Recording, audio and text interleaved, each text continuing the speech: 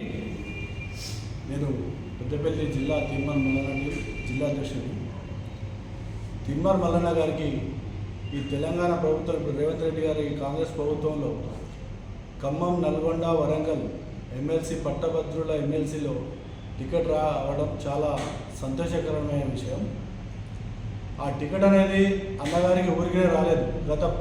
గత ప్రభుత్వం 10 ఏళ్ల పాటు ఒంటరిగా పోరాటం చేసి కేసీఆర్ను గద్దె దింపడంలో ముఖ్య భూమిక పోషించిన తిమ్మర్ మల్లన్న గారికి ఆ సేవలు గుర్తించి ఇప్పుడున్న కాంగ్రెస్ ప్రభుత్వం రావడానికి ఎంతో సహకరించిన మల్లన్న గారి సేవలు గుర్తించి అక్కడి నుంచి ఏఐసిసి గారి ఆదేశాల మేరకు అన్నగారికి టికెట్ రావడం జరిగింది.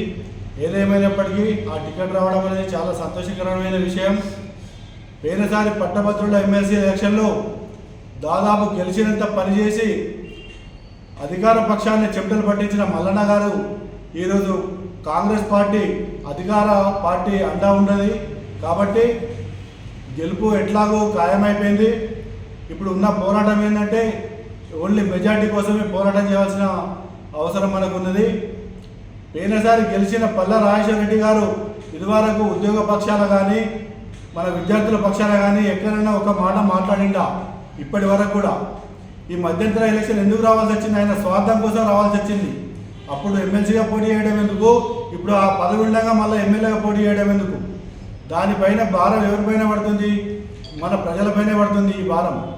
కనుక ఎలాగో ఆయన ఆ రోజు ఓడిపోయినట్టే ఈరోజు కూడా ఓడిపోయినట్టే ఆ ఎలక్షన్లో తిమ్మర్ మల్లన్న గారికి ప్రతి ఒక్క సంఘం మద్దతు ఇవ్వాలని చెప్పి మరియు ప్రతి ఒక్క విద్యార్థి మేధావి ఆలోచించవలసిన విషయం ఏంటంటే గెలిచిన పల్లా రాజశేఖర రెడ్డి ఏ రోజు కూడా మీ గురించి మాట్లాడలేదు.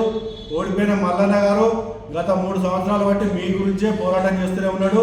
ఇప్పుడు రేపు గెలిచినాక కూడా మీ హక్కుల కోసం, మీ రక్షణ కోసం, మీ జీతాల కోసం, మీ ఉద్యోగాల కోసం రేపు చట్టసభల్లో గొంతెత్తడానికి మల్లన్న గారి వాయిస్ చాలా అవసరం. కాబట్టి ఈరోజు ఈ ప్రతి ఒక్క సంఘాన్ని మేము వేడుకోవడం ఏంటంటే మీరు ఈ పెద్దపల్లి జిల్లా నుంచి వెళ్ళి మనకు ఉత్తమ్ సీనన్న గారు ప్రగతి మత్స్య కార్మిక సమితి వ్యవస్థాపక అధ్యక్షులు శ్రీనివాస్ గారు మనకు పూర్తి స్థాయిలో మద్దతు ఇస్తున్నాడు ఇక్కడ పెద్దపల్లిలో.